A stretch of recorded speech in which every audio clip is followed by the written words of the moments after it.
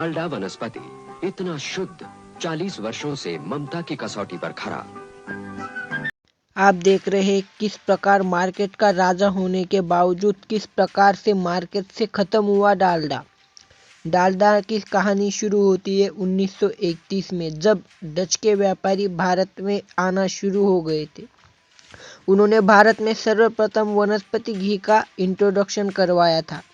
इन व्यापारी भारत में एक चीज देख रहे थे, अंग्रेज भारत को बुरी तरह से लूट चुके थे, इसलिए भारत में बहुत ज़्यादा गरीबी थी और भारत के लोगों के पास देसी घी खाने के भी पैसे नहीं थे। अब डालडा कंपनी ने ऐसा दिमाग लगाया कि देसी घी जैसे दिखने वाले डालडा को मार्केट में उतारा जाए, इसलिए इंग्लैंड में लेबर ब्रदर्स प्लानिंग बनवा रहे थे। ये वही लेबर ब्रदर्स है जिन्होंने हिंदुस्तान यूनिलीवर की शुरुआत की थी। मुंबई में डालडा की पहली फैक्ट्री लगाई गई। 1937 में फैक्ट्री लगाकर तैयार हो गई थी। अब प्रोडक्ट भी तैयार हो गए थे। डच के व्यापारी कंपनी का नाम डाडा था, लेकिन लेबर ब्रदर्स का यल का इस्तेमाल करते हुए डालडा बना। उस समय भारत के लोगों में सबसे बड़ी भ्रांति थी कि वनस्पति घी देसी घी जैसा शुद्ध नहीं होता। डालडा के लिए ये सबसे बड़ी चुनौती थी। आखिर किस तरह लोग डालडा को खरीदेंगे? तो डालडा कंपनी ने एक एडवर्टाइज एजेंसी को हायर किया। तब एडवर्टाइज एजेंसी ने बताया कि उन्हें भारतीय लोगों को यह बताना होगा कि डालडा शुद्ध और सेहत है। इसके लिए उन्होंने एक एडवर्टाइजमेंट कैंपेन लॉन्च किया। के बाद उन्होंने एक एडवर्टाइजमेंट कैंपेन लॉन्च किया। वो कैंपेन इंडिया के मूड को टारगेट किया गया और वो एडवर्टाइजमेंट कैंपेन इतना हिट रहा कि डाल के रातों रात मार्केट में धड़ाधड़ बिकने लगा। वो क्या था एडवर्टाइजमेंट कैंपेन, वो आप इस वीडियो में देखेंगे। ये है नानी माँ।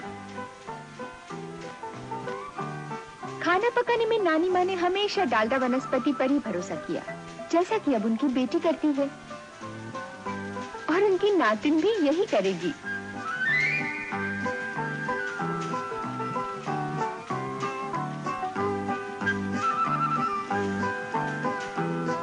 डालडा वनस्पति इतना शुद्ध, 40 वर्षों से ममता की कसौटी पर खरा।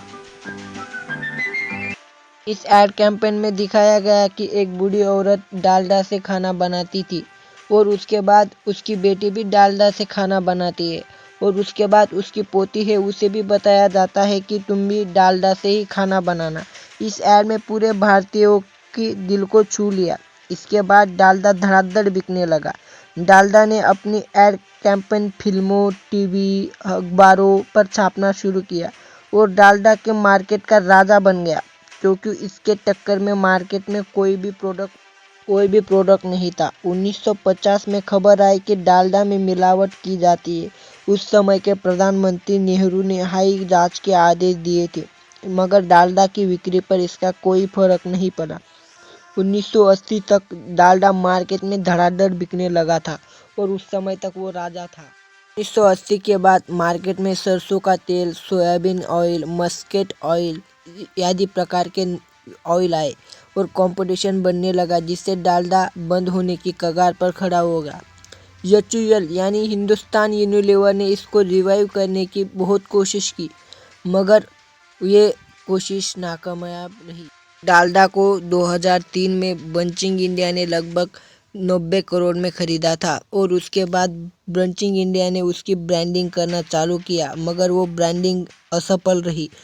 तो बंचिंग इंडिया ने जानने की कोशिश की कि आखिर डालडा क्यों पसंद किया जाता था। इसके लिए उन्होंने मार्केट में एक सर्वे कंडक्ट किया। तब उनको पता चला कि डालडा टेस्ट और उसके शुद्धता के लिए पहचाना जाता था, साथ ही माँ बेटे का प्यार दिखाया जाता था। तो इसको देखते हुए बंचिंग इंडिया में 2013 में ऐड फिर से निकाला कि डब्बा खाली पेट गुल। इस ऐड डालडा को फिर से प्रमोट किया गया। इस ऐड के बाद डालडा मार्केट में फिर से रिवाइव होना शुरू हुआ। वनस्पति घी के साथ साथ सोयाबीन ऑयल जैसे पदार्थ भी मार्केट में डालडा ने लाए और बहुत सारे ब्रांड डालडा के नाम पे उन्होंने लॉन्च किए। और उन्होंने 30-40 साल पहले जहां डालडा बेचा जाता था, के बाद डालडा ने संजीव कपूर को डालडा का ब्रांड एम्बेसडर नियुक्त किया। संजीव कपूर की महिलाओं में काफ़ी पेट थी क्योंकि वो खाना बनाना सिखाते थे, इसलिए भी डालडा का रिवाइवल बहुत तेज़ी से शुरू होने लगा।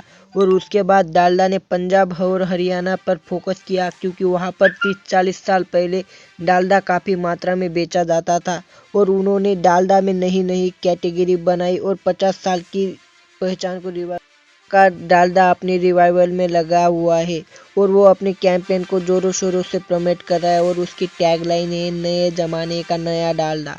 और इस वीडियो में आपने देखा कि राइस और उसके बाद फॉल और उसके बाद रिवाइवल ऑफ डालडा घी। इस प्रकार के अच्छे वीडियो और बिजनेस रिलेटेड इंफॉर्मेशन के लिए इस चैनल को सब्सक्राइब कीजिए। इस पर बिजनेस के रिलेटेड केस स्टडियाँ आते ही रहेंगे रेगुलर तौर पे। तो जय हिंद दोस्तों।